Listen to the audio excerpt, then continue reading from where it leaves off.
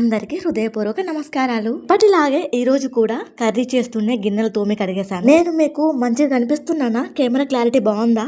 ఏమైనా మార్చుకోవాలా చెప్పండి. నాకు ఎన్ని బాధలున్నా కెమెరా ముందు నవ్వుతూనే ఉండాలి. నేను రైస్ లో స్టీల్ గరిటె అండ్ ప్లాస్టిక్ గరిటె పెడతాను. ఈ ఎండలకి మనుషులు ఎలాగ ఎండుతున్నారో అన్నం మెతుకులు కూడా అలాగే ఎండుతున్నాయి. దాన్ని నానబెట్టండి గంటకు మెతుకులైతే పోవట్లేదు. కాలం మారింది, మనుషులు మారిపోతున్నారు. గిన్నెలను బట్టి స్క్రబ్బర్ తోనో స్టీల్ పీచ్ తోనో ప్లాస్టిక్ పీచ్ తోనో తోమాల్సి వస్తుంది కదా ఈ రోజుల్లో. అది ఒకప్పుడు ఇలా ఉందా? అదేనండి 90s కిడ్ టైంలో.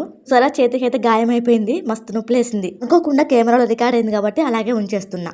ఆడవారికి వంట చేస్తుంటే కాలిన గాయాలు, గిన్నెలు తోముతుంటే ఇలా స్టీల్ పీచ్ తో కోసుకుపోయే గాయాలు చాలా అవుతూనే ఉంటాయి. చిన్నతనంలో అమ్మ అయితే గడ్డి పీచు తోటి కొబ్బరి పీచు తోటి గిన్నెలు తోమేది. అప్పటి వారు కూడా ఈ కాలంలోకి అయితే వచ్చేసారు. ఇప్పుడు స్క్రబ్బర్ తోటి ప్లాస్టిక్ పీచ్ తోటి తోమేస్తున్నారు వాళ్ళు. ఈ ఎండలకి మీ కడుపులు చల్లగా ఉండా లైక్ కొట్టూరి, కామెంట్ పెట్టు. Please do subscribe. Thanks for watching friends. మరో మంచి వీడియోతో కలుద్దాం. Thank you.